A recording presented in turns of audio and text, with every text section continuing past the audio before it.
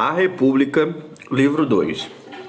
Ao proferir essas palavras, julgava ter me livrado da discussão, mas na verdade não passava de um prelúdio. Com efeito, Glauco, que se mostrava corajoso em todas as ocasiões, não admitiu a retirada de Trasímaco. Glauco: contentas-te, Sócrates, em fingir que nos convencestes, ou queres convencer-nos realmente de que qualquer maneira é melhor ser justo que injusto? Sócrates: preferiria convencer-vos de verdade, se isso dependesse de mim. Glauco: então não faz o que pretendes. Com efeito, diz-me, não te parece que existe uma espécie de bens que buscamos não objetivando as consequências, mas porque os amamos em si mesmo? Como a alegria, os prazeres inofensivos, que por isso mesmo não tem outro efeito que não seja o deleite daquele que os possui? Sócrates: sim, acredito, sinceramente, que existe bens dessa espécie. Glauco: e não existe bens que amamos por si mesmo e também por suas consequências, como o bom senso, a visão, a saúde? Com efeito, tais bens são preciosos por ambos os motivos? Sócrates: sim. Glauco: mas não vês uma terceira espécie de bens, como a ginástica, a cura de uma doença, o exercício da arte médica e outras profissões lucrativas? Poderíamos dizer destes bens que exigem boa vontade, nós os buscamos não por eles mesmos, mas pelas recompensas e outras vantagens que proporcionam? Sócrates: concordo que essa terceira espécie existe, mas aonde queres chegar? Glauco: em qual dessas espécies tu colocarias a justiça? Sócrates: na mais bela, creio, na dos bens que por si mesmo e por suas consequências deve amar aquele que quer ser plenamente feliz.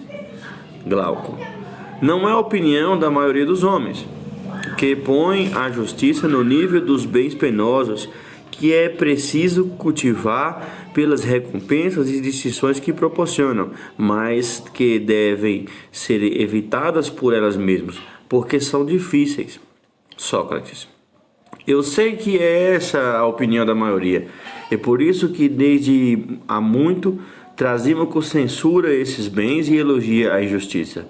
Mas, segundo parece, eu tenho a cabeça dura. Glauco: então escuta-me agora, se é que não mudaste de opinião. Com efeito, creio que Trasímaco cedeu mais rapidamente do que devia, fascinado por ti como uma serpente. Eu não me satisfiz com vossa exposição sobre a justiça e a injustiça. Desejo conhecer a sua natureza e qual o poder próprio de cada uma, considerada em si mesmo na alma em que reside, sem considerar as recompensas que proporcionam e as suas consequências. Eis como procederei, se estiver de acordo retomado a argumentação de Trasímaco. Começarei por dizer o que geralmente se entende por justiça e qual é a sua origem. Em segundo lugar, que aqueles que a praticam não o fazem por vontade própria, por considerá-la uma coisa necessária e não um bem.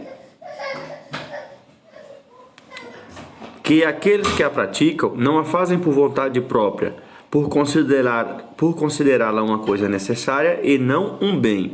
Em terceiro lugar, que tem razão para agir assim, dado que a vida do injusto é muito melhor do que a do justo, como afirmam.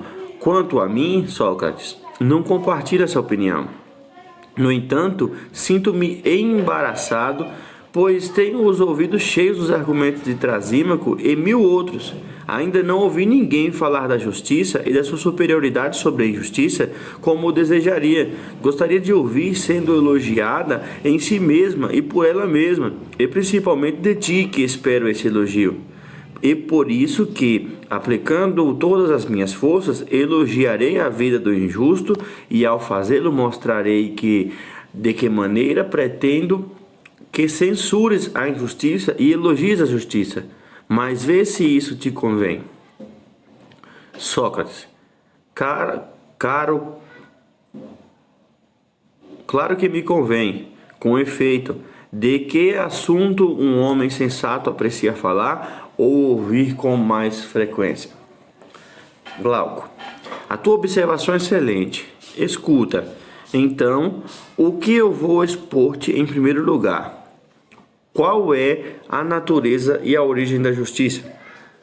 Os homens afirmam que é bom cometer injustiça e mal sofrê-la, mas que há mais mal em sofrê-la do que bem em cometê-la. Por isso, quando mutuamente a cometem e a sofrem e experimentam as duas situações, os que não podem evitar um nem escolher o outro, julgam útil entender-se para não voltarem a cometer nem sofrer a injustiça. Daí se originam as leis e as convenções, e considerou-se legítimo e justo o que prescrevia a lei. E esta é a origem e a essência da justiça. Situa-se entre o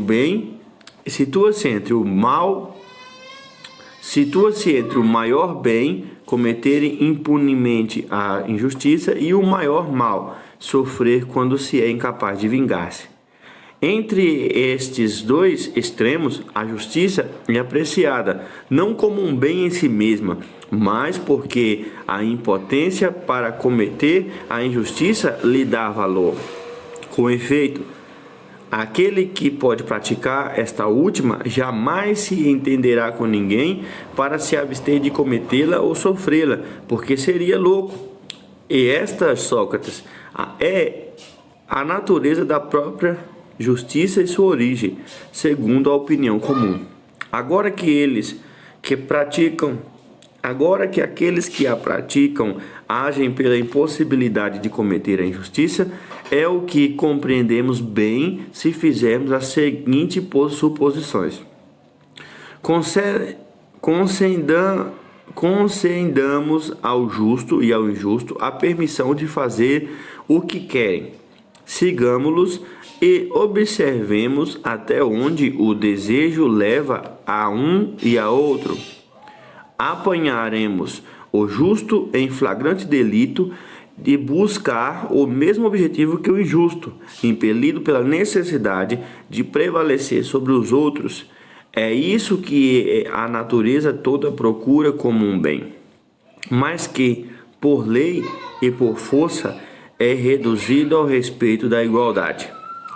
A permissão a que me refiro seria especialmente significativa se eles recebessem o poder que teve outrora, segundo se conta, o antepassado de Giges, o Lídio. Este homem era pastor a serviço do rei, que naquela época governava a Lídia. Certo dia, durante uma violenta tempestade, acompanhada de um terremoto, o solo fendeu-se e tornou-se um precipício perto do lugar onde o seu rebanho pastava. Tomado de assombro, desceu ao fundo do abismo e, entre outras maravilhas que a lenda enumera, viu um cavalo de bronze oco, cheio de pequenas aberturas. Debruçando-se para o interior, viu um cadáver que parecia maior do que o de um homem, e que tinha na mão um anel de ouro, de que se apossou. Depois partiu sem levar mais nada. Com este anel no dedo, foi assistir à assembleia habitual dos pastores, que se realizava todos os meses para informar ao rei o estado dos seus rebanhos. Tendo ocupado o seu lugar no meio dos outros, virou sem querer o engaste do anel para o interior da mão. Imediatamente se tornou invisível aos seus vizinhos, que falavam dele como se não estivesse ali. Assustado, apalpou novamente o anel, virou o engaste para fora e tornou-se visível. Tendo-se apercebido disso, repetiu a experiência para ver se o anel tinha realmente esse poder. Reproduziu-se o mesmo prodígio.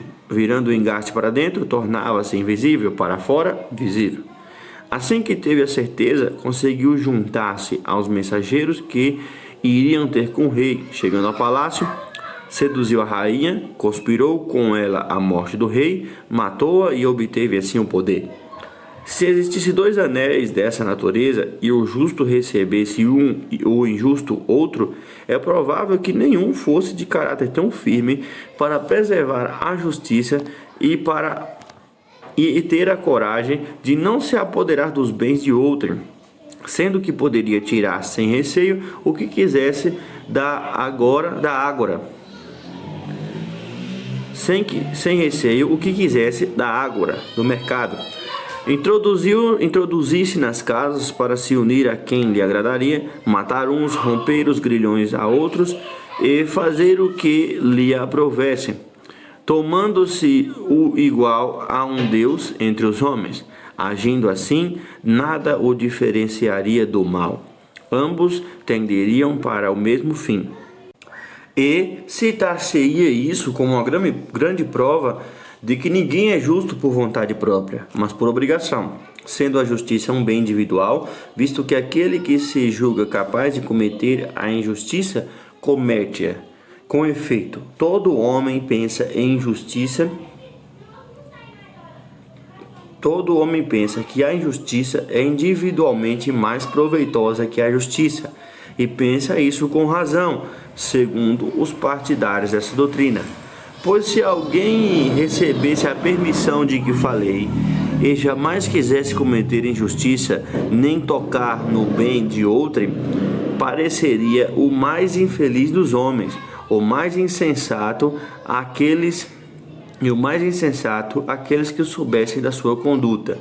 Em presença uns dos outros, elogiariam-no, mas para se enganarem mutuamente e por causa do medo de se tornarem vítimas de injustiça.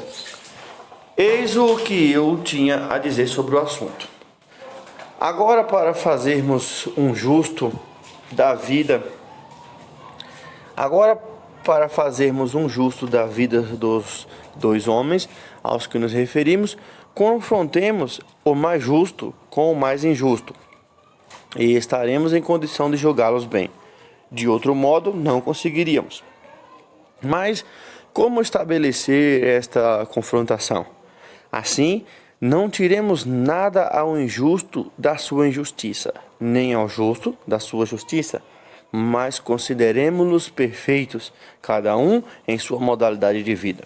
Em primeiro lugar, que o injusto haja como os artesãos hábeis, como o piloto experiente ou médico, distingue na sua arte o impossível do possível. Empreende isso e abandona aquilo. Se engana em algum ponto, é capaz de corrigir o erro.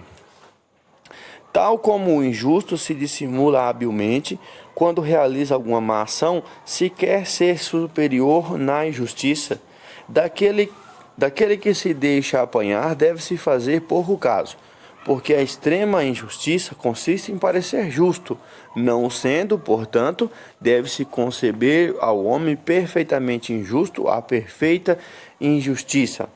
Não suprimir nada e permitir que, cometendo os atos mais injustos, retire daqueles a maior reputação de justiça, que quando se engana em alguma coisa é capaz de corrigir o erro, de falar com eloquência para se justificar, se um dos seus crimes for denunciado, de usar a violência nos casos em que a violência for necessária, ajudado pela sua coragem, o seu vigor e os seus recursos em amigos e dinheiro. Diante de tal personagem, coloquemos o justo, homem simples e generoso que quer, de acordo com Esquilo, não parecer, mas ser bom. Tiremos-lhes essa aparência, se com efeito parecer justo, receberá como tal honrarias e recompensas, saber-se-á então se é pela justiça ou pelas honrarias e as recompensas que ele é assim. Para isso é preciso despojá-lo de tudo, exceto da justiça, e fazer dele o oposto do anterior, sem que cometa ato injusto, que tenha maior reputação de injustiça, a fim de que a sua virtude seja posta à prova. não se deixando enfraquecer por uma má fama e suas consequências, que se mantenha inabalável até a morte, parecendo injusto durante a vida toda, mas sendo justo, a fim de que chegando ambos ao extremo, um da justiça, outro da injustiça, possamos julgar qual é o mais feliz. Sócrates. Meu caro Glauco, com que energias estás limpando, tal qual estátuas, esses dois homens, para que se submetam ao nosso julgamento? Glauco. Faço o melhor que posso. Agora, se eles são como acabo de os apresentar, julgo não ser difícil descrever o gênero de vida que os espera. Portanto, digámo-lo, e se esta linguagem for demasiadamente rude, lembra-te, Sócrates, que não sou eu quem fala, mas aquele que situa a injustiça acima da justiça. Eles dirão que o justo, tal como o representei, será açoitado, torturado, acorrentado, terá os olhos queimados e que finalmente, tendo sofrido todos esses males, será crucificado e saberá que não se deve querer ser justo, mas parecê-lo. Assim, as palavras de Esquilo aplicam-se-iam muito mais exatamente ao injusto, porque na realidade dirão que aquele cujas ações estão de acordo com a verdade e que, não vivendo para as aparências, não quer parecer injusto, mas sê-lo. No sulco profundo do seu espírito, ele colhe a seara dos felizes projetos. Em primeiro lugar, governa sua cidade, graças ao seu aspecto de homem justo. Em seguida, arranja a mulher onde lhe apraz. Constitui associações de prazer ou de negócios com quem lhe agrada, e tira proveito de tudo isso, porque não tem escrúpulos em ser injusto. Se entra em conflito, público ou privado, com alguém, prevalece sobre o adversário.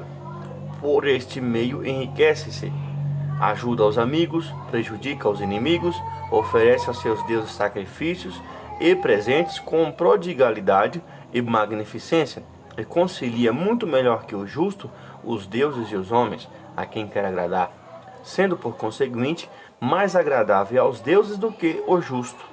Deste modo, dizem eles, Sócrates, os deuses e os homens proporcionam ao injusto uma vida melhor que ao justo. Quando o Glauco acabou de falar, dispunha-me a responder-lhe, mas Adimanco, seu irmão, tomou a palavra. Acredita, Sócrates, que a questão foi suficientemente desenvolvida? Sócrates, e por que não? Adimanto, o ponto essencial foi omitido. Sócrates, pois bem, de acordo com o provérbio que o irmão socorre o irmão, se Glauco esqueceu algum ponto, ajuda-o. No entanto, ele disse o suficiente para me pôr de fora de combate e na impossibilidade de defender-me. Adimanto, desculpa inútil, ouve mais isso. Com efeito, é preciso que eu exponha a tese contrária que Glauco defendeu. A tese daqueles que elogiam a justiça e censuram a injustiça. Ora, os pais recomendam aos filhos que sejam justos, e assim fazem todos os que são responsáveis por almas, elogiando não a justiça em si mesma, mas a reputação que ela acarreta, a fim de que aquele que parece justo consiga, por causa dessa reputação, os cargos, as alianças e todas as outras vantagens que Glauco enumera como ligadas a uma boa fama. E essas pessoas levam ainda mais longe os benefícios da aparência. Falam como o bom Hesíodo e Homero. Com efeito, o primeiro diz que para os justos, os deuses fazem com que os carvalhos carreguem bolotas de altos ramos e abelhas no tronco. Acrescenta que para eles as ovelhas se dobram ao peso do velo. E que tenha muitos outros bens semelhantes. O segundo utiliza mais ou menos a mesma linguagem, fala de alguém como de um rei irrepreensível, que temendo os deuses observa a justiça, e para ele a terra negra produz trigo e cevada, árvores vergadas sobre o peso dos frutos, e o rebanho cresce e o mar oferece os seus peixes. Museu e seu filho, da parte dos deuses, concedem aos justos recompensas ainda maiores, conduzindo-os aos campos de Elísios, introduzem-nos no banquete dos virtuosos, onde coroados de flores o fazem passar o tempo a embriagar-se, como se a mais bela recompensa da virtude fosse uma embriaguez eterna. Outros prolongam as recompensas concebidas pelos deuses. Dizem com efeito que o homem piedoso e fiel aos seus juramentos revive nos filhos dos seus filhos e na sua posteridade. E assim, e em termos parecidos, que fazem elogio da justiça. Quanto aos ímpios e injustos, mergulham-nos na lama do Hades e os condenam a transportar água num crivo. Durante a vida, condenam-os à infâmia e todos os seus castigos que Glauco enumerou e a propósito dos justos, que parecem injustos, são aplicados aos maus. Não conhecem outros. Tal é a sua maneira de elogiar a justiça e censurar a injustiça. Além disso, Sócrates, houve outra concepção da justiça e da injustiça desenvolvida pelo povo e pelos poetas. Todos são unânimes em celebrar como boas a temperança e a justiça, mas as consideram difíceis e penosas. E intemperança e injustiça, ao contrário, parecem-lhe agradáveis e de fácil domínio, somente vergonhoso na óptica da opinião pública e da lei. As ações injustas, dizem eles, são mais proveitosas do que as justas. No conjunto, aceitam de bom grado proclamar os maus felizes e honrá-los. Quando são ricos, dispõem de algum poder, ou, ao contrário, desprezam e olham em desdém os bons, que são fracos e pobres, embora reconhecendo que são melhores que os outros. Mas, de todos esses discursos, os mais estranhos são os que fazem acerca dos deuses e da virtude. Os próprios deuses, dizem eles, reservam muitas vezes aos homens virtuosos o infortúnio e uma vida miserável, a passo de que concediam aos maus a sorte contrária. Por seu lado, sacerdotes, mendigos e adivinhos vão às podas dos ricos e os convencem de que obtiveram dos deuses o poder de reparar as falhas que ele e seus antepassados cometem, por meio de sacrifícios e encantamentos, com apanhamento de prazeres e festas.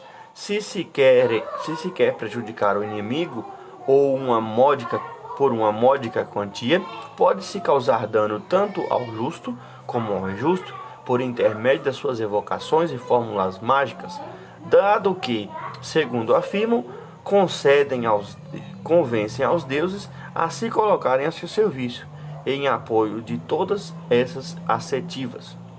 Invocam o testemunho dos poetas, uns falam de facilidade do vício. Para o mal, em bandos nos encaminhamos facilmente. O caminho é suave e ele mora pato. Mas diante da virtude, os deuses colocam suor e trabalho. Os outros, para provar que os homens podem influenciar os deuses, alegam o que vemos de Homero. Os próprios deuses deixam-se dobrar, e pelo sacrifício e devota prece, as libações e das vítimas à fumaça, o homem aplaca-lhes a ira, quando infringiu as suas leis e pecou. E produzem grande quantidade de livros de Museu e Orfeu, descendentes, dizem eles, de Selene e das musas. Regulam os seus sacrifícios por esses livros e convencem não apenas os simples cidadãos, mas também as cidades, de que se pode ser absolvido e purificado dos crimes em uma vida ou depois da morte, por intermédio de sacrifícios e festas, e chamam mistérios. Essas práticas os livram dos males do outro mundo, mas se a desprezarmos, se desprezarmos, esperam-nos terríveis suplícios. Todos esses discursos, amigo Sócrates, e muitos outros que se fazem sobre a virtude, o vício e a estima, que lhe dedicam os homens e os deuses, que efeito cremos que produzem na alma do jovem, dotado de bom caráter, que os ouve e é capaz, saltando de uma opinião para outra, de extrair daí uma resposta a essa pergunta: o que se deve ser e que caminho se deve seguir para atravessar a vida da melhor maneira possível? É provável que diga a si próprio com Pidaro: escalarei pela injustiça ou por tortuosos ardis uma muralha mais alta para aí me consolidar e passar a minha vida. A minha vida?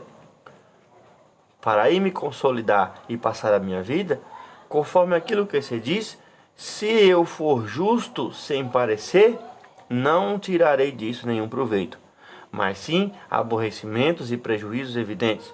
Se eu for injusto, mas gozando de uma reputação de justiça, dirão que levo uma vida divina.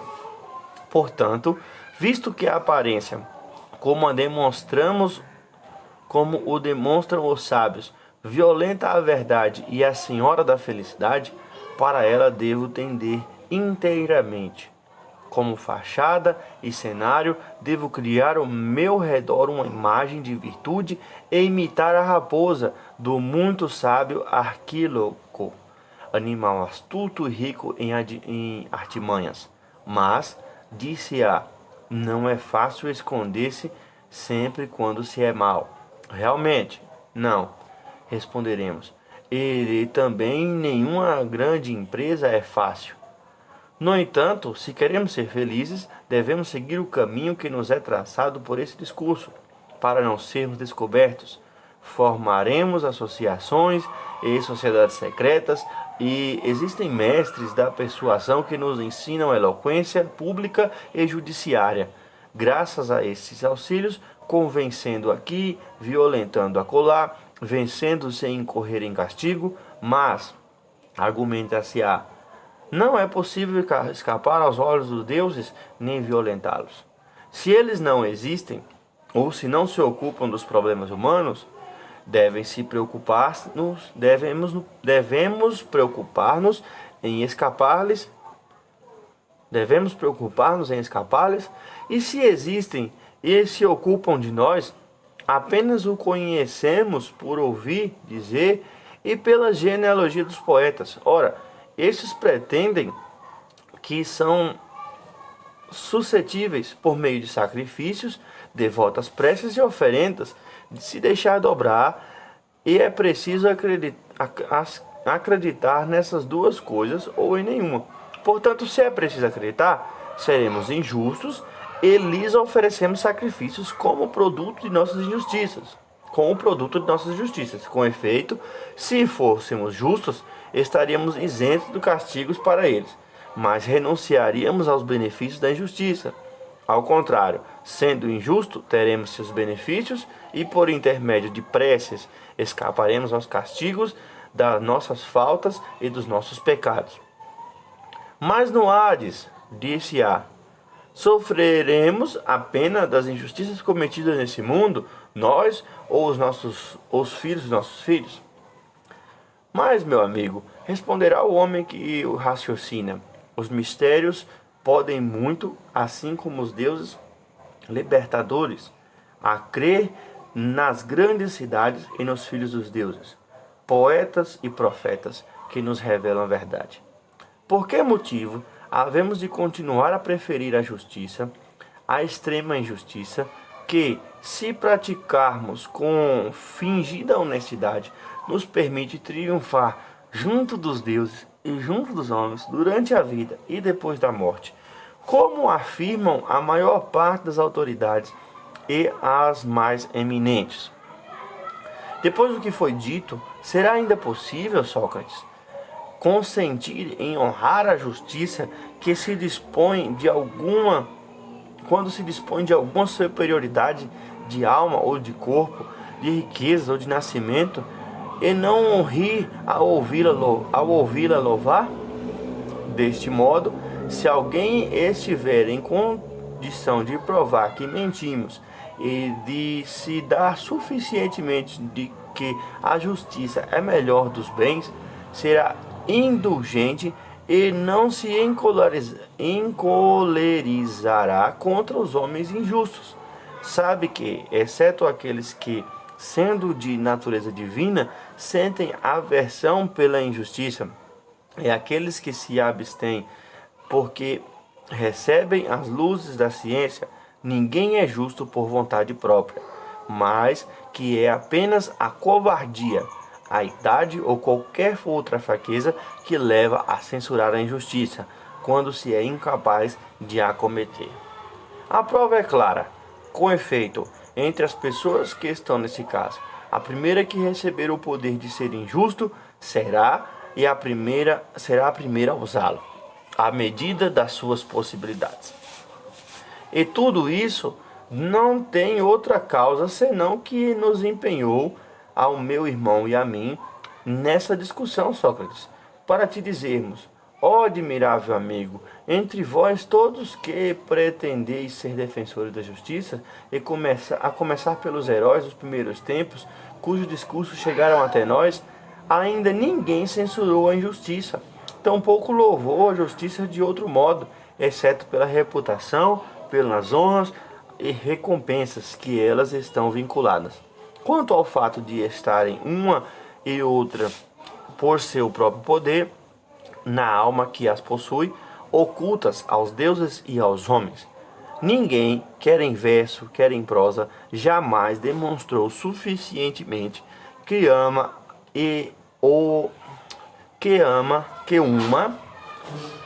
jamais demonstrou suficientemente que uma é o maior dos males do espírito e a outra, a justiça, o seu maior bem. Com efeito, se nós falássemos todos assim desde o começo, e se desde a infância nos convencessem dessa verdade, não precisaríamos nós defender mutuamente a injustiça, mas cada um de nós seria o melhor guarda de si mesmo, por causa do temor de que, se fôssemos injustos, coabitar com o maior dos males. Tudo isso, Sócrates, e talvez mais, Trasímaco ou qualquer outro poderia dizê-lo a respeito da justiça e da injustiça, invertendo os seus respectivos poderes, e de forma deplorável, parece-me quanto a mim, pois não quero esconder-te nada. Foi com o desejo de te ouvir sustentar a tese contrária em que envidei, tanto quanto possível, todos os meus esforços nesse discurso.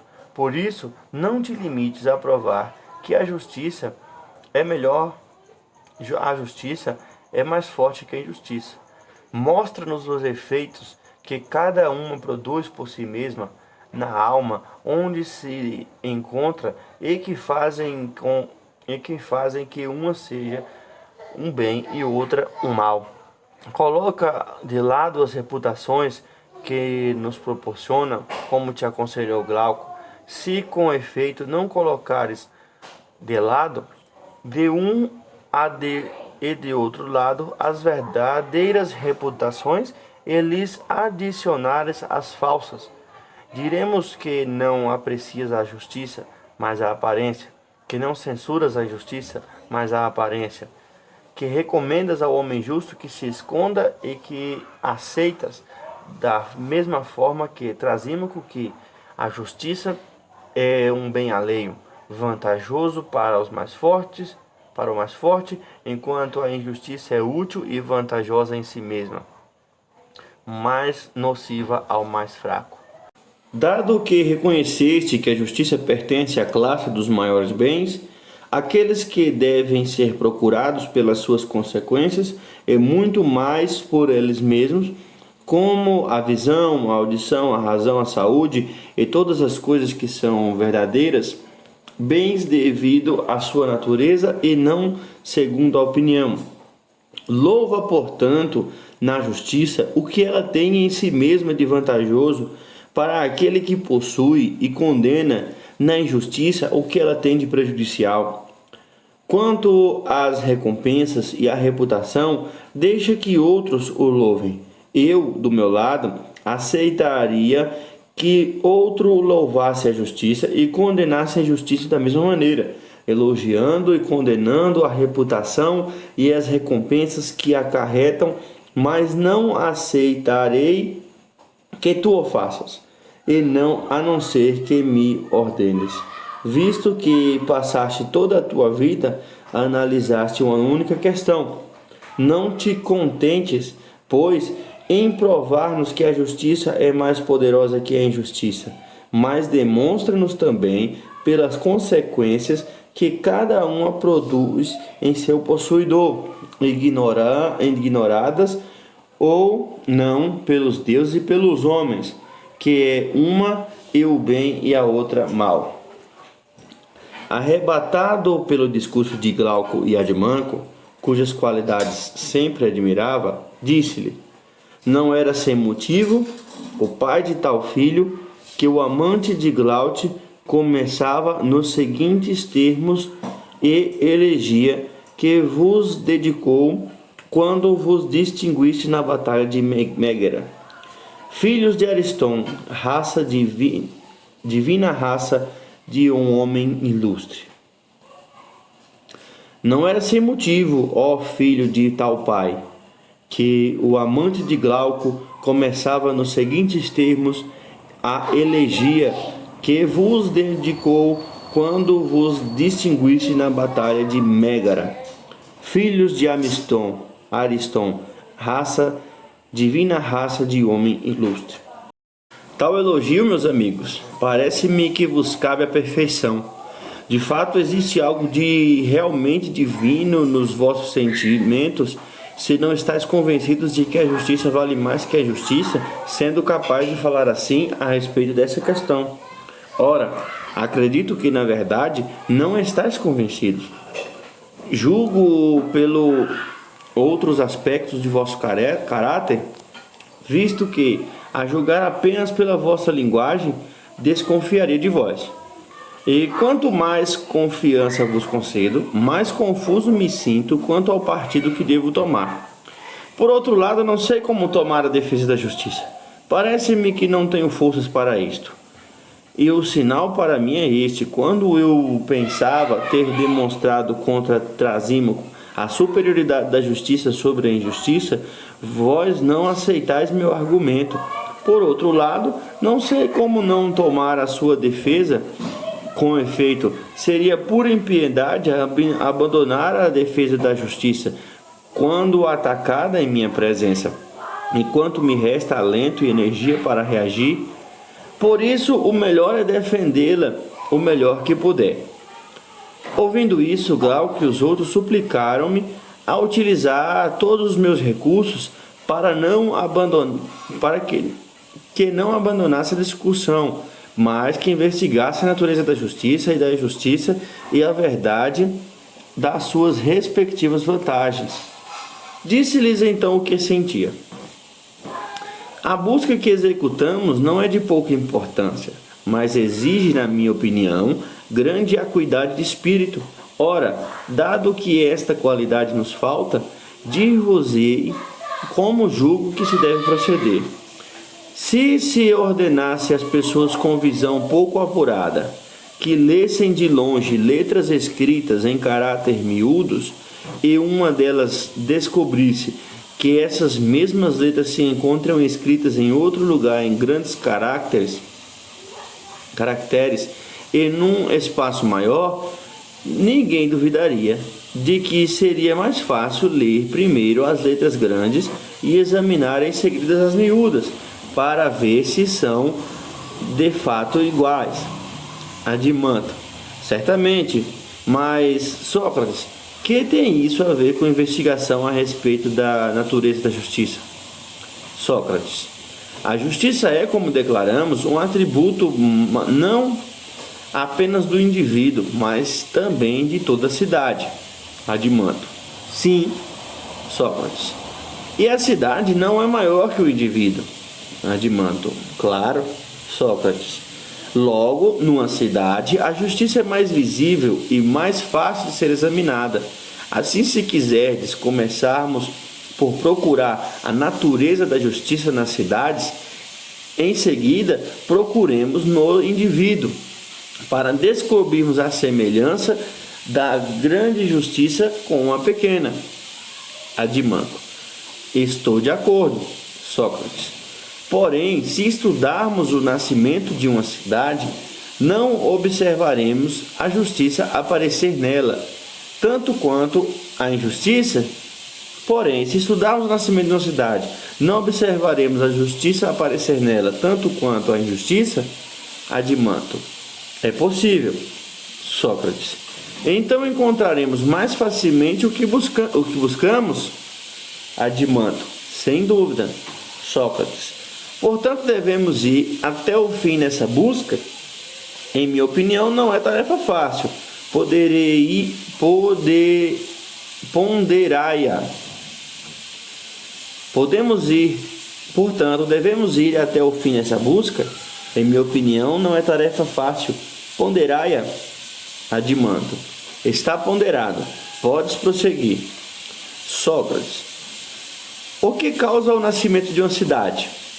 Penso eu, é a impossibilidade que cada indivíduo tem de se bastar a si mesmo e a necessidade que sente de uma porção de coisas, ou julgá-las que existe outro motivo, ou julgas que existe outro motivo para o nascimento de uma cidade.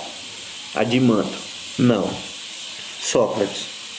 Portanto, um homem une-se a outro homem para determinado emprego, outro ainda tem outro emprego, e as múltiplas necessidades reúnem na mesma residência um grande número de associados e auxiliares.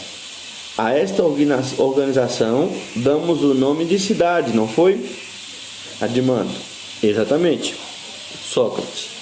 Porém, quando o homem dá e recebe, está convencido de que a troca se faz em seu proveito? Adimanto. Sem dúvida. Sócrates. Construamos, pois, em pensamento uma cidade, cujos alicerces serão as nossas necessidades. Adimanto. Cedo. Sócrates. O primeiro deles é também o mais importante de todos. Consiste na alimentação, de que depende a conservação do nosso ser e da nossa vida. Adimanto. Sem dúvida. O segundo consiste na moradia. O terceiro no vestuário e em tudo o que lhe diz respeito. Adimanto. Isso mesmo. Sócrates. Mas como poderá uma cidade prover as tantas necessidades?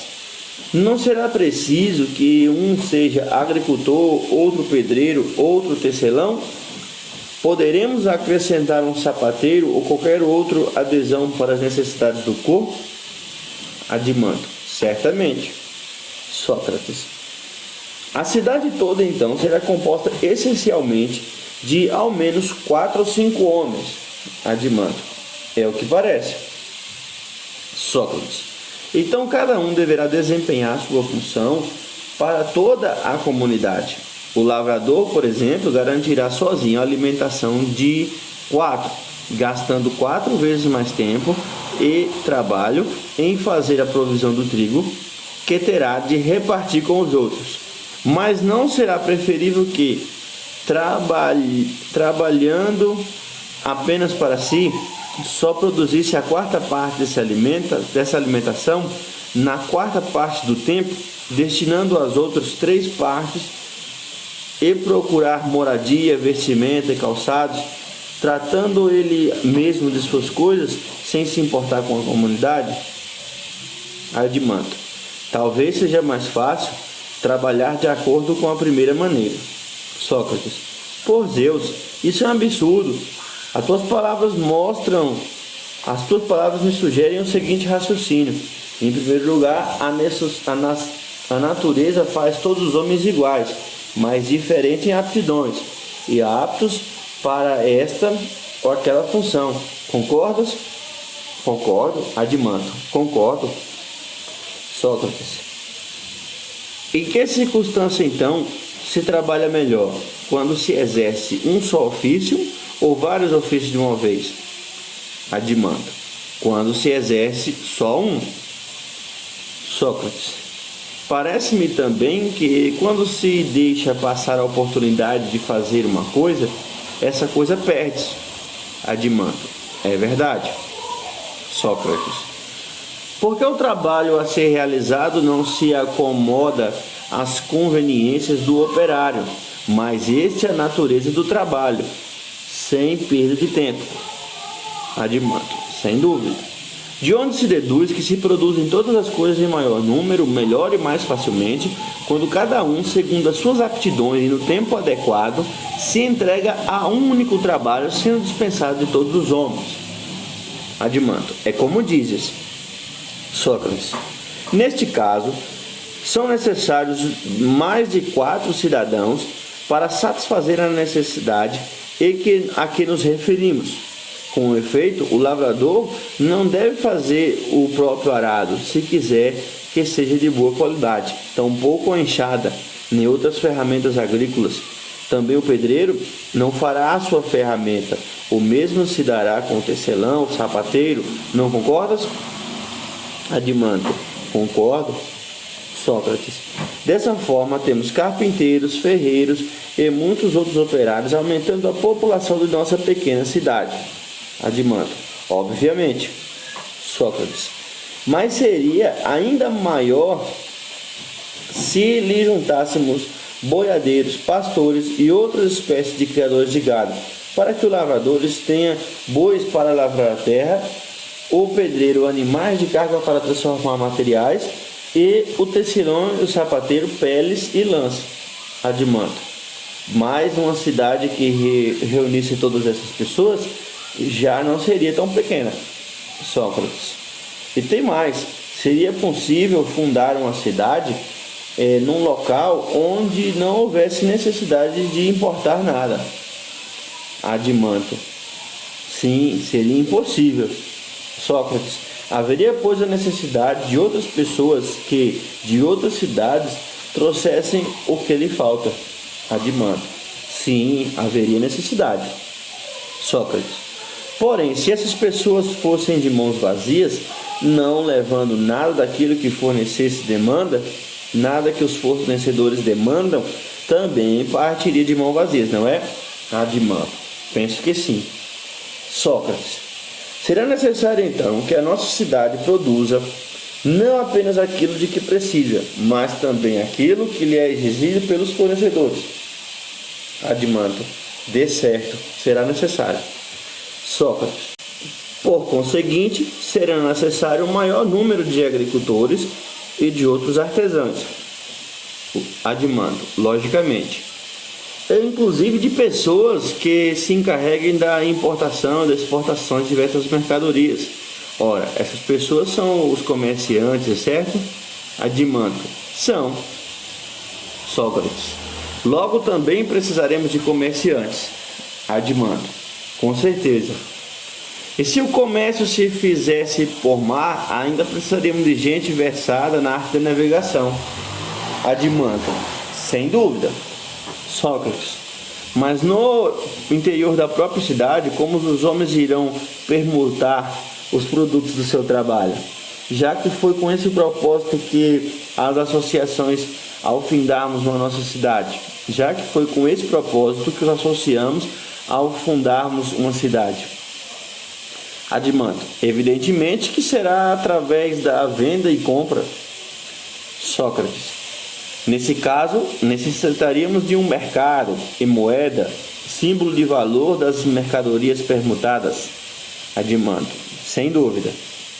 Mas se o lavrador ou qualquer outro operário que leva o mercado ao mercado um de seus produtos, não conseguir se encontrar com aqueles que querem fazer permuta com ele, interromperá seu trabalho para ficar sentado no mercado esperando? Redimanto: de jeito nenhum. Existem pessoas que se encarregam desse serviço. Nas cidades bem organizadas, são geralmente as pessoas mais fracas de saúde, incapazes de qualquer outro trabalho. O seu papel é ficar no mercado, comprar a dinheiro aos que vendem e depois vender também a dinheiro aos que desejam comprar. Sócrates: logo, essa necessidade dá origem à classe dos mercadores da nossa cidade. Damos esse nome, não é mesmo? Aqueles que se dedicam à compra e venda, com estabelecimento aberto no mercado, e de negociantes aos que viajam de cidade em cidade? Redimanto: perfeitamente. Sócrates: existem também outras pessoas que prestam serviços, aqueles que sem talento ou que para outro tipo de serviço são, pelo seu vigor corporal, aptos para trabalhos pesados. Vendem o emprego da sua força física e, como denominam salário o preço do seu trabalho, damos o nome assalariados. Não é assim? Redimanto: exatamente. Sócrates: esses assalariados, no meu entender, representam o complemento da cidade. Redimanto: é também minha opinião. Sócrates: então a nossa cidade já não cresceu suficientemente para ser considerada perfeita? Redimanto: talvez. Sócrates: e onde encontraremos a justiça e a injustiça? De qual dos elementos que mencionamos julgas que elas se originam? Redimanto: não sei, Sócrates, salvo se for nas relações mútuas dos cidadãos. Sócrates: talvez tenhas razão, mas convém que analisemos o caso sem desanimar. Comecemos consideramos como viverão as pessoas organizadas. Não produzirão trigo, vinho, vestuário e calçados, não edificarão moradias. Durante o verão, trabalharão quase nuas e descalças, e no inverno, vestidas e calçadas. Para se alimentar, prepararão farinha de cevada e de frutamento, cozinhando esta e aquela amassando. Colocarão seus estupendos bolos e seus pães em ramos ou folhas secas, e deitados em camas de folhagens feitas de teixo e de murta. Regar-lhe-se-ão com seus filhos, bebendo vinho, com a cabeça coroada de flores e cantando louvores aos deuses. Passarão assim a vida, agradavelmente a vida juntos, e regularão o nome de filhos pelos seus recursos, para evitar os incômodos da pobreza e os temores da guerra. Nesse ponto, Glauco interveio: parece que não dás nada a esses homens além de pão seco. Sócrates: tens razão. Esqueci-me de dizer que, evidentemente, eles terão sal, azeitonas, queijo, cebolas e esses legumes cozidos que costumam preparar no campo. Como sobremesa terão figos, ervilhas e favas. Amassarão na brasa bagas de murta e bolotas, e comerão, bebendo moderadamente. Assim, passando a vida em paz e com saúde, morrerão velhos, como é natural, e legarão a seus filhos uma vida semelhante a deles. Glauco: se fundamentas uma cidade de suínos, Sócrates, engordar-lhes-iam de maneira diferente? Sócrates: como devem viver então, Glauco? Glauco: como geralmente se vive, deve-se deitar em camas, penso eu, se quiseres sentir-se confortável, comer sentado à mesa, serviço de pratos e de sobremesas hoje conhecidos? Sócrates: que seja assim. Não compreendo, não. Estamos considerando uma cidade em formação, mas também uma cidade repleta de luxo. Talvez o processo não seja mau. De fato, é possível que tal exame nos mostre como a justiça ou a injustiça se origine nas cidades. Contudo, creio que a verdadeira cidade deve ser a que descrevi como sã. Agora, se quiserdes, examinaremos uma cidade tomada de excitação. Nada impede que o façamos. Parece que muitos não se satisfarão com esse padrão de vida simples e com esse regime. Terão leitos, mesas, móveis de toda espécie, pratos requintados, essências aromáticas, perfumes para queimar, cortesãs variadas, iguanas e tudo isso em grande quantidade. Portanto, já não podemos considerar apenas necessárias as coisas que nos referimos no começo: moradia, vestuários, calçados. Teremos que levar em conta a pintura, a arte de bordar, procurar ouro, marfim, materiais preciosos de toda qualidade, não é isso? Glauco. É, Sócrates. Sendo assim, precisamos aumentar a cidade, pois aquela que consideramos sã já não é suficiente, e enchê-la de uma multidão de pessoas que não estão na cidade por necessidade, como caçadores de toda espécie, os imitadores, a turba dos que imitam a forma e as cores, a turba dos que cultivam a música, os poetas com seu cortejo de cantores, ambulantes, atores, dançarinos e empresários de teatro, fabricantes de artigos de todo tipo e especialmente de adornos femininos. Precisamos também de aumentar o número dos servidores, ou acha que não teremos necessidade de pedagogos, amas, governantas, criados de quarto, cabeleireiros e também de cozinheiros e mestres de cozinha? E teremos necessidade também de porqueiros. Não existia nada disso em nossa primeira cidade, porque não havia necessidade, mas nessa será indispensável. E devemos acrescentar gado de toda espécie para aqueles que desejam comer carne, não te parece? Glauco. E por que não? Mas, levando esse tipo de vida, teremos necessidade de muito mais médicos do que antes. Glauco. Muito mais. Sócrates. E a pátria, que até então era do tamanho suficiente para alimentar seus habitantes, torna-se-á pequena e insuficiente. O que achas disso? Glauco. Que é verdade? Então seremos obrigados a tomar as pastagens e lavouras dos nossos vizinhos, e eles não farão a mesma coisa em relação a nós? Se ultrapassamos o limite do necessário, se entregarem como nós a uma insaciável cupidez? Glauco. É bem improvável, Sócrates. Sócrates. Iremos então à guerra ou faremos outra coisa? Glauco. Iremos à guerra. Sócrates. Ainda não chegou o momento de dizer se a guerra acarretava bons ou maus resultados. Notemos apenas que descobrimos a origem da guerra nessa paixão, que é no mais alto grau, geradora desses flagelos tão funescos para o indivíduo e para a sociedade. Glauco. Exatamente. Sócrates. Então, meu amigo, a cidade precisa aumentar ainda mais, e não pouca coisa, pois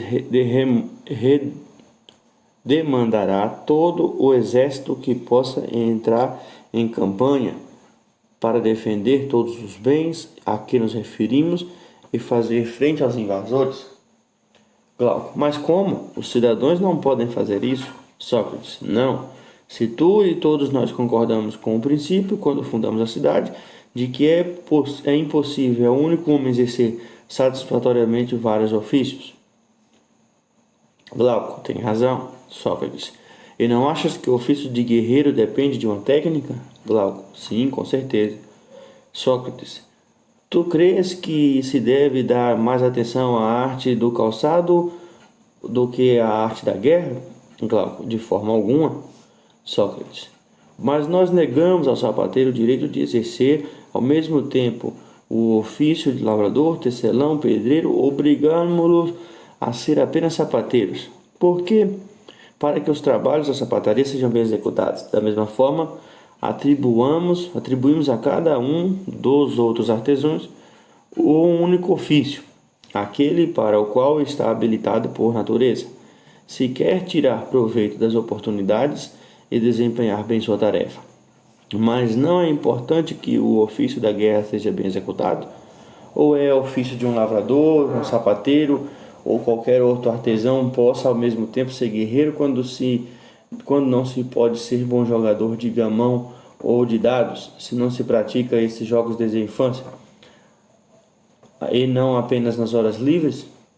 Bastará prover-se de um escudo ou qualquer outra arma para se tornar de um dia para o outro bom guerreiro, ao passo de que os instrumentos de outras artes tomadas na mão nunca darão origem ao artesão nem a um atleta e serão inúteis a quem não tiver adequado conhecimento e não se tiver treinado suficientemente?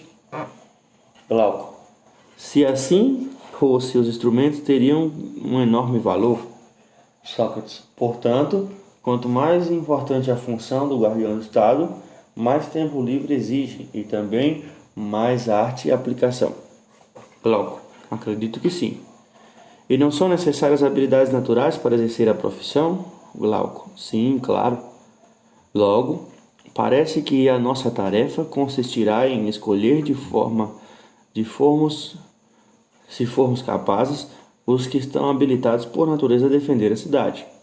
Com certeza, será essa a nossa tarefa. Sócrates. Mas é uma tarefa bastante difícil, no entanto, não devemos perder a coragem, pelo menos enquanto tivermos forças. Glauco. É verdade, não devemos perder a coragem. Sócrates. Muito bem. Pensas que o caráter de um cachorro de boa raça difere, no que concerne à guarda, do que um jovem e valoroso guerreiro? Glauco. O que estás querendo dizer com isso? Sócrates. Que tanto um quanto o outro precisa ter o sentido apurado para descobrir o inimigo, velocidade para persegui-lo e força para combatê-lo, se for preciso, quando o alcançam. Glauco. Certamente, todas essas qualidades são exigidas. Sócrates. É também coragem para lutar bem? Glauco. Com certeza. Mas será corajoso aquele que não estiver enraivecido, seja cavalo, ou cachorro, ou outro animal qualquer? Já percebes que a cólera é algo indomável e invencível e que o espírito que possui não pode temer nem ceder? Glauco. Percebi. Sócrates. São estas, pois, as qualidades que deve ter um guardião no que concerne ao corpo. Ao corpo? São essas as qualidades que deve ter o guardião no que concerne ao corpo? Glauco. Sim. E no que concerne ao espírito, deve ser de temperamento irascível? Sim, também. Sócrates. Mas então, Glauco, não serão ferozes uns com os outros e com o restante dos cidadãos que tiverem o mesmo temperamento? Glauco. Por Zeus, só poderá ser da mesma maneira. Sócrates. Entretanto, é preciso sejam mansos com seus amigos e rude com os inimigos. Caso contrário, não esperarão que outros destruam a cidade, eles mesmos a destruirão. Glauco. É o que receio. Sócrates. Que fazer então? Onde encontraremos um temperamento ao mesmo tempo manso e irascível, pois um temperamento manso é o oposto do temperamento irascível. Glauco. É o que parece. Contudo, se faltar uma dessas qualidades, não teremos um bom guardião. Tê-las a ambas é impossível. De onde se constitui que um bom guerreiro não se encontra em parte alguma? Glauco. Receio que estás com a razão. Hesitei por alguns instantes refletindo no que acabava de dizer e depois continuei. Sócrates. Bem que merecemos estar em embaraço, meu amigo, por termos abandonado a comparação que havíamos proposto. Glauco. Que quer dizer? Sócrates. Não afirmamos que existiam naturezas que julgávamos impossíveis e que reúnem qualidades contrárias? Glauco. Claro. Glauco. Onde? Sócrates. Podemos percebê-las em diversos animais, mas principalmente naqueles que comparamos ao guardião. Sem dúvida, tu sabes que os cães de boa raça são, por natureza, tão mansos quanto possível para as pessoas da casa e para os que eles conhecem, mas contrário aos que não conhecem. Glauco. Claro que eu sei. Sócrates. Logo, a única coisa perfeitamente possível é não iremos ao arrepio da natureza se procurarmos um guardião com esse temperamento. Glauco. Penso que não. Sócrates. Então não julgas que ainda falta uma qualidade para o nosso futuro guardião? Um temperamento irascível deve ter também uma natureza filosófica? Glauco, como assim? Não estou entendendo. Sócrates, percebes esta qualidade de cão e ela é digna de admiração no animal. Glauco, que qualidade? Sócrates, que faz com que ele ladre para um desconhecido, embora não tenha sofrido nenhum mal, e agrada aquele que conhece, mesmo que não tenha recebido nenhum bem dele. Isso nunca te espantou? Glauco, nunca prestei muita atenção até agora, mas é evidente que os cães agem dessa forma. Sócrates, é manifesto assim uma bonita e filosófica maneira de sentir. Glauco, como assim? Sócrates, pelo simples fato de conhecer um e não conhecer o outro, sabe distinguir o rosto de um amigo e um rosto inimigo. Ora, quem não desejaria saber distinguir, pelo conhecimento e pela ignorância, o amigo do estranho? Glauco, é impossível ser de outra maneira. Sócrates, mas a natureza ávida por aprender é o mesmo que a natureza filosófica? Glauco, é. Sócrates, por conseguinte, não podemos admitir também que o homem, por ser manso com seus amigos e conhecidos, deve, por natureza, ser filósofo e ávido a aprender? Glauco, que seja. Sócrates, sendo assim, filósofo irracível, ágil e forte será aquele que destinamos a tornar-se o bom guardião da cidade. Glauco, perfeitamente. Sócrates, tal será então o caráter do nosso guerreiro, mas como educá-lo e instruí-lo? O exame dessa questão pode ajudar-nos a descobrir o objeto de todas as nossas pesquisas, isso é, como surgem a justiça e a injustiça na cidade. Precisamos sabê-lo, porque não queremos nem omitir um ponto importante nem perder em divagações inúteis. Adimando, eu penso que esse exame nos será útil para atingirmos nosso objetivo. Abandoná-lo por muito longa que possa ser. Adimando, lógico que não. Sócrates, então como se contássemos uma fábula para nos entreter, façamos com palavras a educação desse homem. Adimando, e o que precisamos fazer? Sócrates, mas que educação lhe proporcionaremos? Será possível entregar uma melhor do que aquela que foi descoberta ao longo dos tempos? Ora, para o corpo temos a ginástica, para a alma a música. Adimando, certamente. Não convém começarmos a sua educação pela música em lugar da ginástica? Adimando, sem dúvida. Sócrates, tu admites que os discursos fazem parte da música ou não? Admito. Sócrates, existem dois tipos de discursos, os verdadeiros e os falsos. Adimando, sim, existem. Sócrates, ambos entrarão em nossa educação ou começam pelos falsos? Adimando, não estou entendendo. Sócrates, nós não começamos contando fábulas às crianças? Geralmente são falsas, embora encerrem algumas verdades. Utilizamos essas fábulas para a educação das crianças antes de levá-las ao ginásio. Adimando, é verdade. Sócrates, esse é o motivo por que eu dizia que a música deve preceder a ginástica. Adimando, e tens razão. Sócrates, e não sabes que o começo de todas as coisas é sempre o mais importante, mormente para os jovens? Com efeito, é sobretudo nessa época que os modelamos e que eles recebem a marca que pretendemos imprimir-lhes. Adimando, com certeza. Sócrates, sendo assim, vamos permitir, por negligência, que as crianças ouçam as primeiras fábulas que lhe aparecem, criadas por indivíduos qualquer, e recebam em seus espíritos entender que, quando forem adultos? Adimando, de forma alguma permitiremos. Sócrates, portanto, parece-me que precisamos começar a vigiar os criadores de fábulas, separar as suas composições, boas e más.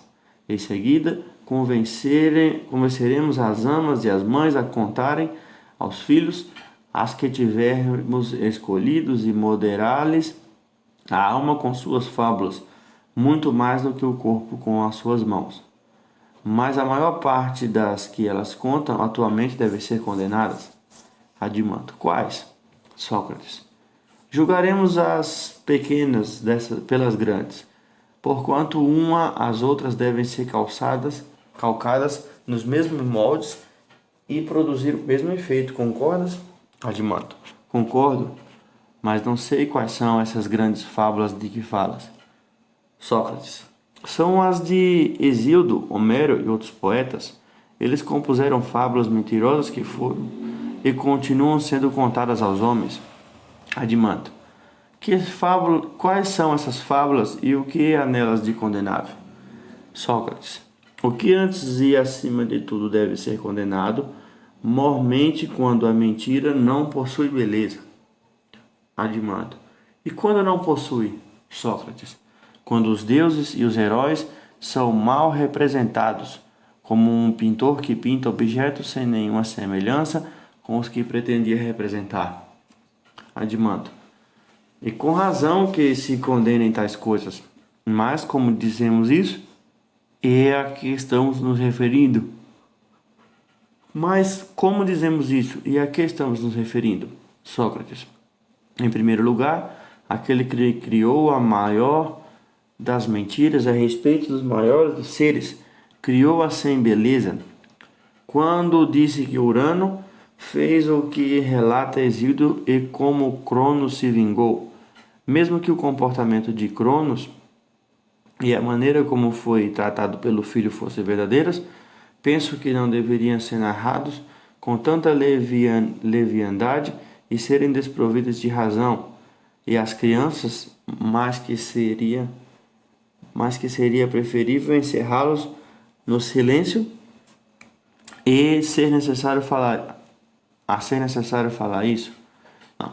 Se é necessário falar isso, deve-se fazê-lo em segredo, diante do menor número possível de ouvintes, depois de ter imolado não um porco, mas uma vítima grande e difícil de conseguir, para que haja muitos poucos iniciados. Adimanto. De fato, essas histórias são abomináveis. Sócrates. E não devem ser contadas em nossa cidade. Não se deve dizer diante de uns jovens ouvintes que, cometendo os piores crimes e castigando um pai injusto da forma mais cruel, não faz nada de extraordinário e age como os primeiros e os maiores deuses. Adimanto. Não, pois Zeus, a mim também parece que tais coisas não se devam dizer. Sócrates.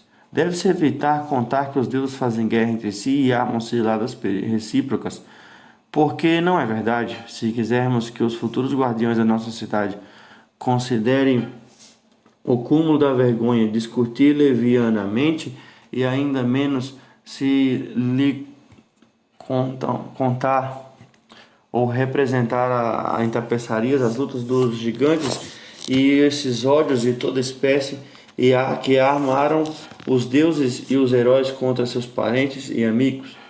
Ao contrário, se quisermos convencê-los de que jamais a discórdia reinou entre os cidadãos e que tal coisa é ímpia, devemos fazer com que os adultos lhe digam isso desde a infância.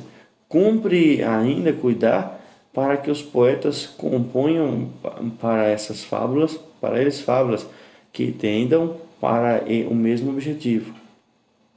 Que jamais se lhes conte a história de Rena acorrentada pelo filho, de Hefesto precipitado do céu pelo pai, por ter defendido a mãe, e que aquela maltratava, e os combates que aquele maltratava, e os combates que os deuses que Homero imaginou, quer essas ficções sejam alegorias, quer não, pois uma criança não pode diferenciar uma alegoria do que não é.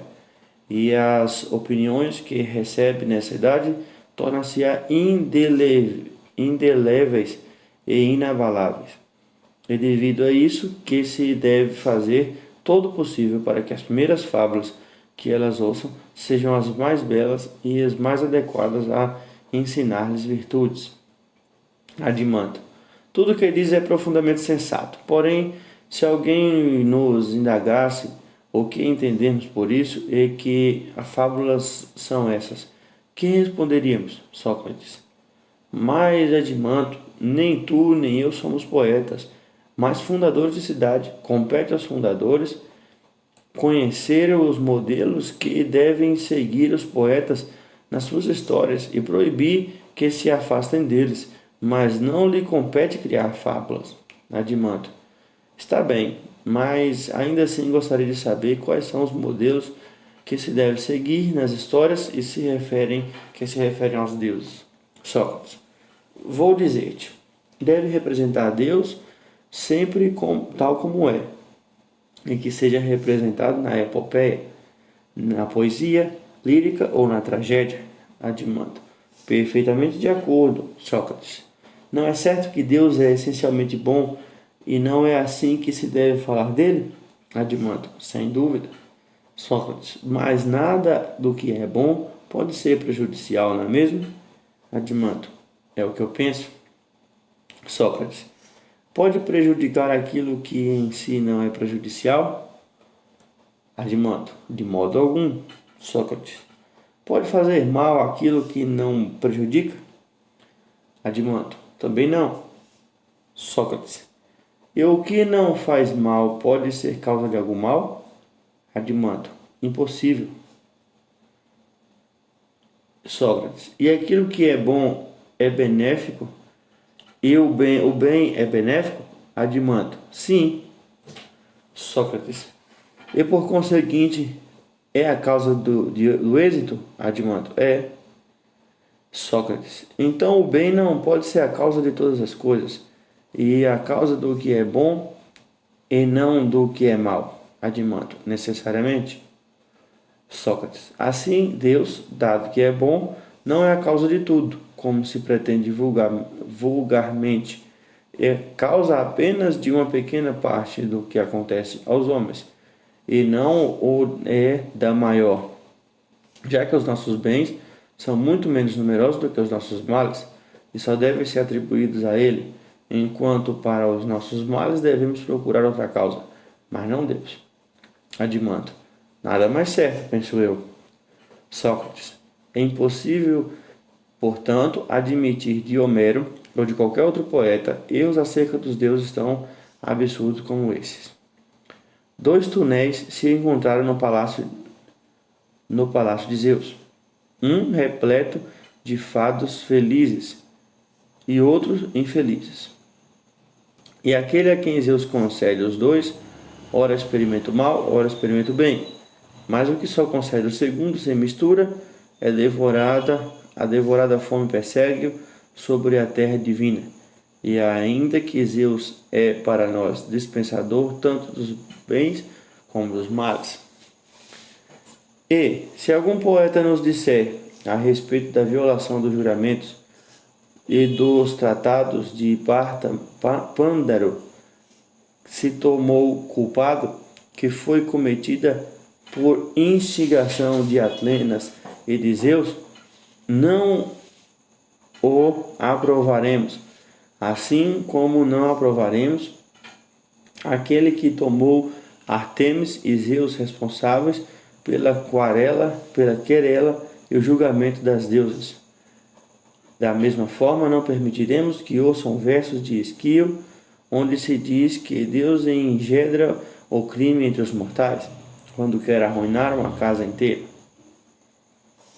Se alguém compõe um poema a respeito de desgraças de Niobe, dos Pelópidas, dos troianos ou acerca de qualquer outro tema semelhante, não deve dizer que tais desgraças são obras de Deus, ou, se o disser, deve justificá-lo, mais ou menos como nós agora tentamos fazer.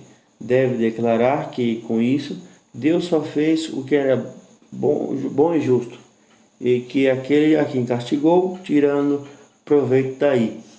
Mas nós não devemos dar ao poeta a liberdade de afirmar que os homens punidos foram felizes e que Deus foi autor dos seus males. Ao contrário, se ele Se ele disser que os maus precisam de castigo, sendo infelizes, é que Deus lhe faz bem castigando, devendo deixá-los livres.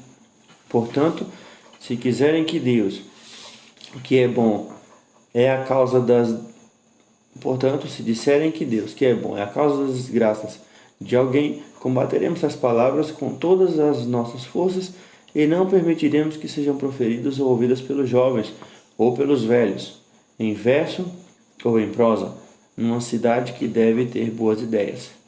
Assim seria um pecaminoso, abusivo e absurdo. Admanto, tal regra me agrada. Sócrates. Assim, esta é a primeira regra e o primeiro modelo que devemos obedecer nos discursos e nas composições poéticas. Deus não é a causa de tudo, mas tão somente do bem. Admanto. Isso basta.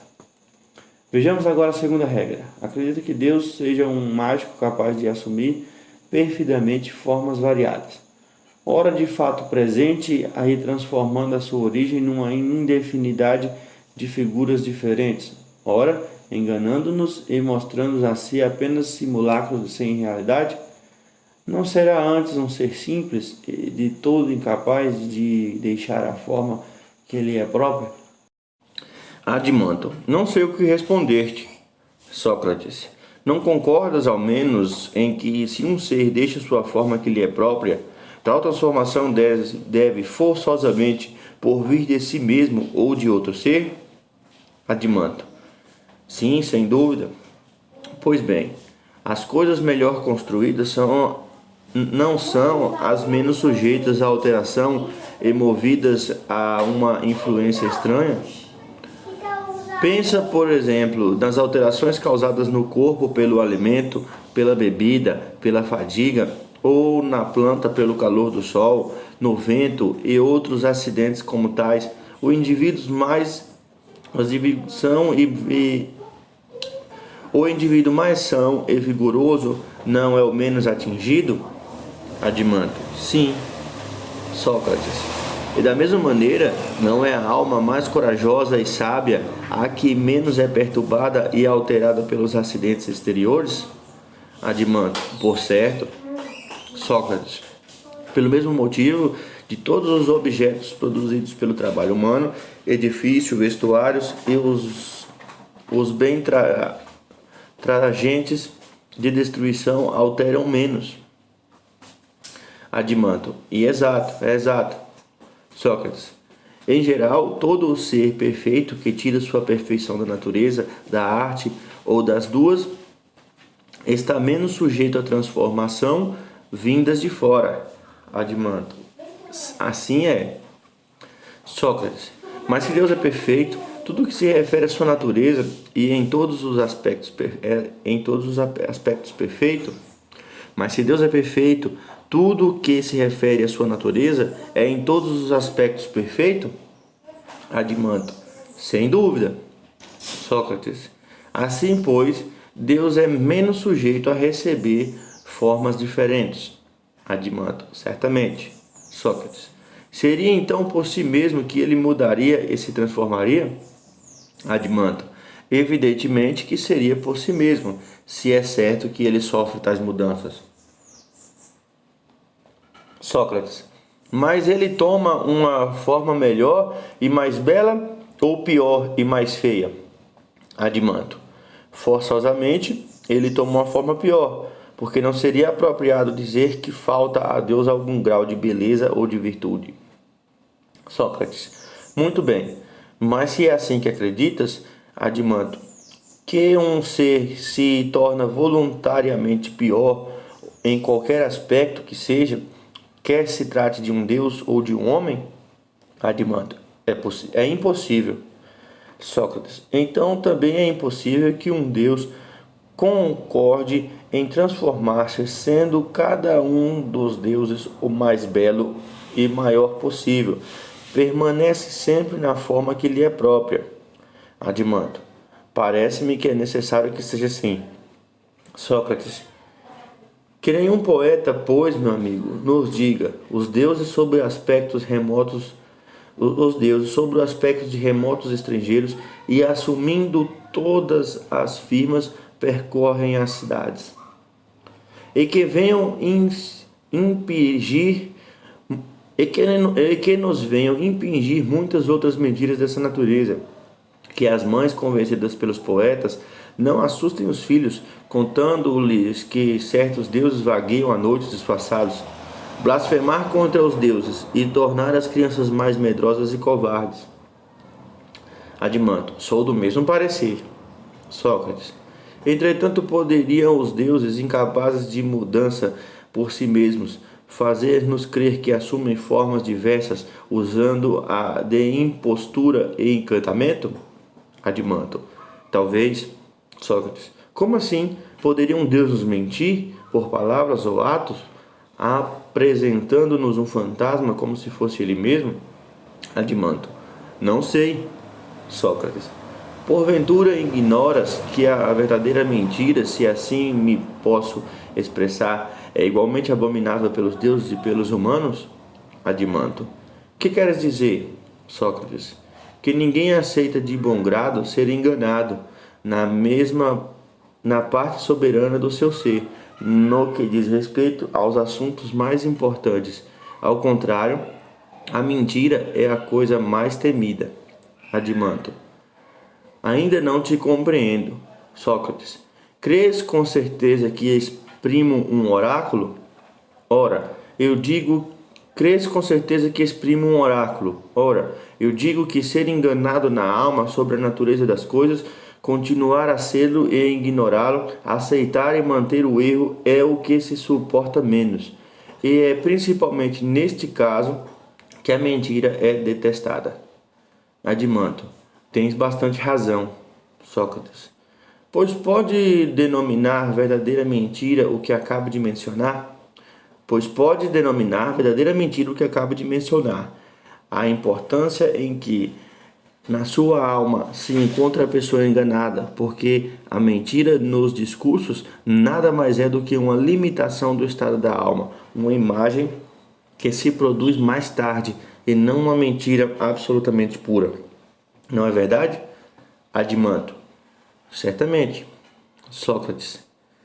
Assim, a verdadeira mentira é igualmente execrada pelos deuses e pelos homens. Adimantio. Assim penso. Sócrates. Mas às vezes a mentira nos discursos é útil, e alguns, de maneira a não merecer ódio. No que diz respeito aos inimigos e àqueles a quem chamamos de amigos, quando impelidos pelo ódio ou pelo desatino, realizam alguma ação má, a mentira não é útil como remédio para os desviar disso. E nessas histórias de que falamos há pouco, quando não sabemos a verdade sobre os acontecimentos do passado, damos a maior verossimilhança possível à mentira. Não a tornamos útil? Adimantio. Com certeza. Mas por qual dessas razões a mentira seria útil a Deus? Será a ignorância dos acontecimentos do passado que compele a Deus dar verossimilhança à mentira? Adimantio. Seria ridículo crer nisso. Sócrates. Não é então Deus um poeta mentiroso? Adimantio. Também não creio isso. Sócrates. Será então o temor dos inimigos que o obriga a mentir? Adimantio. Longe disso. Sócrates. Ou ele mentiria para aplacar o ódio ou o desatino de seus amigos? Adimantio. Mas Deus não conta com amigos entre odientos e os insensatos. Sócrates. Logo, não há razão para que Deus minta. Adimantio. Não há absolutamente. Sócrates. Assim, pois, a natureza demoníaca e divina é completamente estranha à mentira. Adimantio. Completamente. Sócrates. E Deus é essencialmente simples, é verdadeiro em atos e palavras. Deus não muda de forma e não engana os outros, nem por simulacros, nem por discursos, nem pelo envio de sinais no estado de vigília ou nos sonhos. Adimantio. Convenci-me disso depois de ouvir o que disseste. Sócrates. Aceitas então que é esta a segunda regra que deve se seguir nos discursos e nas composições poéticas a respeito dos deuses?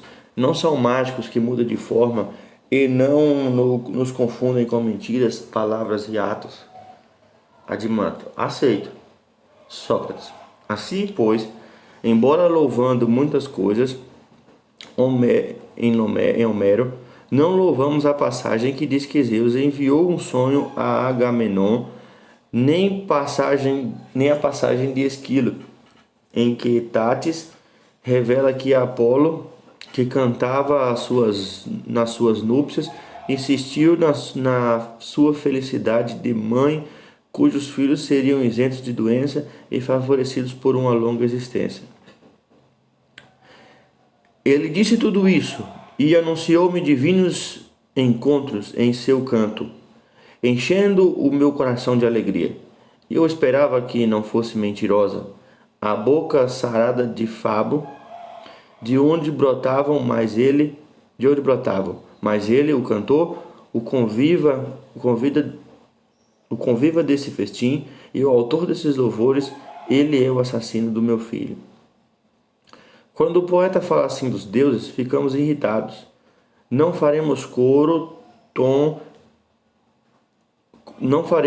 com ele e não permitiremos que os mestres se sirvam de suas fábulas para a educação da juventude, se quisermos que os nossos guardiões sejam piedosos e semelhantes aos deuses no maior grau em que os homens possam ser. Adimanto, são muito sábias essas regras, e eu estou de acordo contigo. E é de meu prazer que, a partir delas, se devem extrair outras tantas leis.